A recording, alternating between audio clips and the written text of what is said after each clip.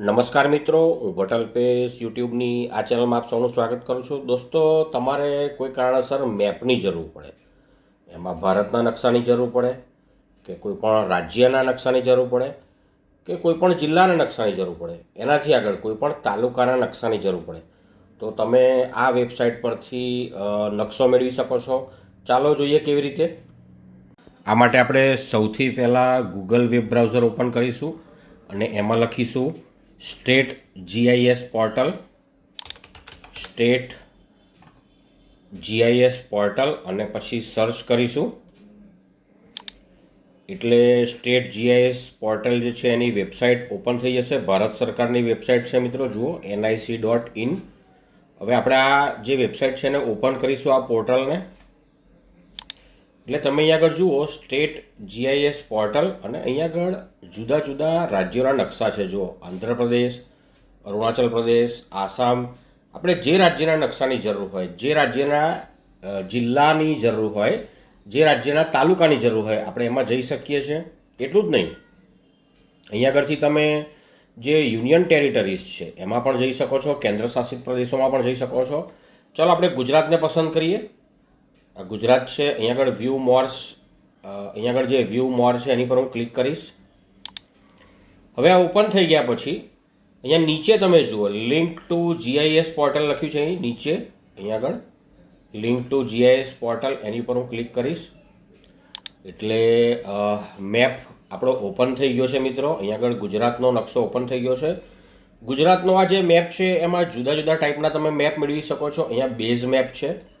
અહીંથી તમે NIC, પછી NIC street, NIC street, NIC street light અને જે પ્રકારનો તમારે નકશો જોઈતો હોય, સેટેલાઇટ અને જેવો નકશો જોઈતો હોય તમે મેળવી શકો છો. ચલો NIC સ્ટ્રીટ્સ લઈ લઈએ છીએ અને હવે હું આને ઝૂમ પણ કરી શકું છું અને આની પર ક્લિક કરીશું એટલે જતું રહેશે. અહીંથી હું ઝૂમ પણ કરી શકું છું, આ રીતે જરૂર પડે ઝૂમ ઇન ઝૂમ આઉટ કરી શકું છું. અહીંથી માઉસનું જે વ્હીલ છે એને સ્ક્રોલ કરીને પણ ઝૂમ ઇન ઝૂમ આઉટ કરી શકું છું. અને હવે મારે આ નકશો માની લો કે જોઈએ છે તો હું રાઇટ ક્લિક કરીશ અને ઇમેજને કોપી કરી લઈશ, અથવા ઇમેજને સેવ પણ કરી શકું છું. સેવ એજ ઇમેજ કરીશ અને જે જગ્યાએ મારે સેવ કરવી છે ત્યાં હું આ રીતે ડાઉનલોડ કરી શકું છું અને પછી જરૂર પડે આ રીતે એને ઓપન કરીને પણ એનો ઉપયોગ હું કરી શકું છું. તો આ રીતે તમે કોઈપણ સ્ટેટનો મેપ લઈ શકો છો, ઝૂમ ઇન ઝૂમ આઉટ કરી શકો છો, જે ટાઈપનો તમારે મેપ જોઈએ મેળવી શકો છો. એટલું જ નહીં, હવે આપણે આ બાજુ જઈએ અને અહીં ટેબલ કન્ટેન્ટ છે એમાં એરિયા ઓફ ઇન્ટરેસ્ટ ઉપર ક્લિક કરીશ અને આગળ સિલેક્ટ ડિસ્ટ્રિક્ટ લખ્યું છે. જુઓ, હું એની પર ક્લિક કરીશ અને સ્વાભાવિક છે હું આણંદ પસંદ કરીશ. એટલે આણંદનો મેપ મળી ગયો છે. જુઓ મિત્રો, અને હું આ રીતે મૂવ કરી શકું છું અને આ રીતે જરૂર પડે હું હાઈડ પણ કરી શકું છું અને પાછું લાવી પણ શકું છું. અને ઝૂમ કરીશું તો નાના નાના એના જે ગામ છે એ પણ દેખાશે, રસ્તાઓ પણ દેખાશે. અને મેં તમને કહ્યું જે ટાઈપનો તમારે મેપ જોઈએ એથી તમે મેળવી શકો છો.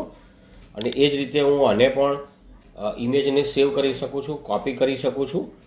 હવે એનાથી આગળ વધું છું મને આણંદ જિલ્લાનો પણ મેપ મળી ગયો છે. અહીં ડિસ્ટ્રિક્ટ હતું અને અહીંયા આગળ સબ ડિસ્ટ્રિક્ટ છે એટલે કે તાલુકો છે.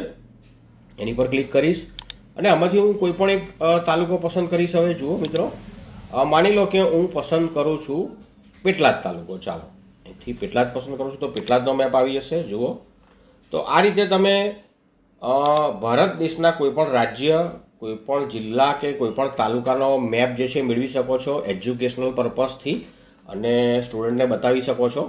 તમારે ફક્ત બાઉન્ડ્રી મેપ જોઈતો હોય તો પણ આમાં મળી જશે મિત્રો. અહીંયા આગળ તમે એડમિનિસ્ટ્રેટિવ લેયર છે એની પર આ આંખ ઉપર બંધ કરી દેશો, હાઈડ કરી દેશો તો તમને એકલી બાઉન્ડ્રીનો મેપ પણ મળી જશે. તો આ રીતે તમે તમારી જરૂરિયાત અનુસાર મેપ મેળવી શકો છો.